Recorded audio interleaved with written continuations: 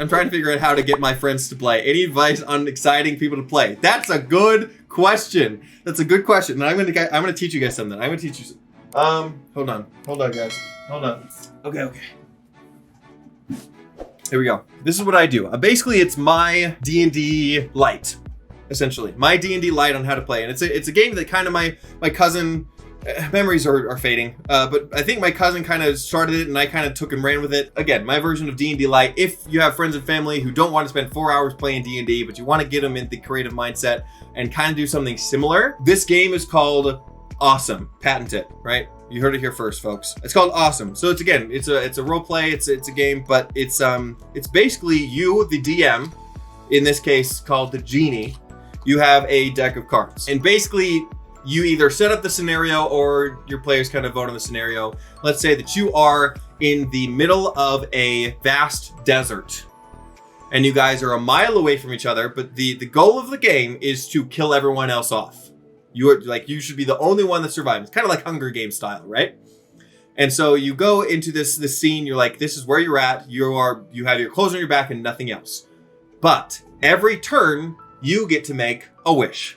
You get to make a wish. And that wish can be anything. However, as me as the DM, depending on how big that wish is or how small that wish is, depends on if the wish is granted. And the cards decide if that wish is granted. So, me being the first person, I'll be like, okay. If they're a mile away from me, I want a Mad Max style vehicle, right? And I'm like, okay, that's what you wish for. We'll see if you get it. And again, I'm thinking, okay, it's a pretty good wish, right? He wants a vehicle, which it doesn't have any weapons on it, right? He didn't ask for anything like that, just kind of a Mad Max vehicle. I'd say it's pretty kind of mid-tier wish. Then I flip it. And it's a 6, right? And to me, I'm like, if it's a 1 through 10, and then all the face cards, and then an ace, right? A 6 is kind of lower end on the scale. So I might twist it a little bit. You have this vehicle, but one tire's flat. And you need to either pump it up or you need to replace it with a spare. But you have the vehicle. So the next person goes, like, oh, shoot, okay. Well, for me, if they're a mile away, I can just shoot them from here. I want a sniper. I'm like, okay, it's pretty, mid-tier as well, right? It's a weapon. It'd be pretty effective to kill somebody else. I'm gonna flip it up. Queen, pretty high up there. You have it with a nice scope too. Every wish matters, and you cannot do anything without a wish. So let's say the third person goes, is like, oh, okay, I wish for a bulletproof armor. Ooh, okay. Jack. Bulletproof armor, you got it. You have that, right? Then we go around again. What does the next person go? Well, I just want an air pump then. I just want an air pump. Super simple, right? Super simple. But it's a really high card. So I'm like, ooh, you know what? You have an air pump, but this air pump also doubles as an air cannon. It does like some fancy magical thing with it as an air cannon. But you have that.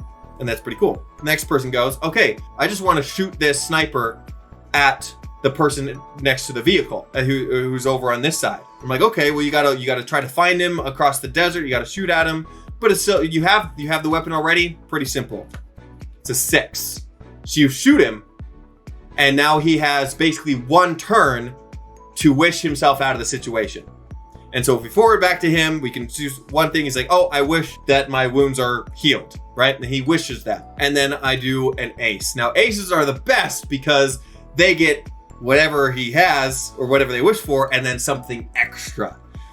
And because he got an ace, or like a king or an ace, he doesn't only get a fix on the leg that he got shot in, but now he has bionic legs that can go at super speed, essentially, right? That he can run 3 times as fast as the normal man.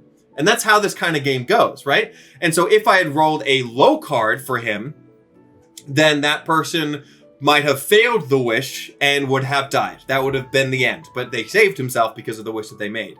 And depending on the injury, you might give them 1 turn to recover themselves, or you might give them 3. And actually, this is how I got my first campaign going, is that I went to a party, like a little get-together, and everyone's kind of playing different games around in the corners and things like that. And then I whipped this puppy out and I played it with a few. Everyone's like, dude, that game was so fun. Like, I love the improv, I love the creativity of it. And I'm like, hey, if you like that, why don't you come over to my place another time, and I got a really cool game for you. Awesome. I didn't tell them what it was. At least I didn't think I did. Here's the thing. I thought that I did, but then they told me later that I didn't, and they were confused when they showed up and they started making a character sheet. So maybe it'd be good to tell them what to do, but just to let them know, like, hey, you know, there's a good role-playing game similar to this, like D&D. If you like this, you might really like this other game, and kind of set it up. And that's something you can play in the car with your family members. It'll be fun. It'll be fun. So there's a little extra like D&D light. I'll probably take that and clip that and put it in a VOD.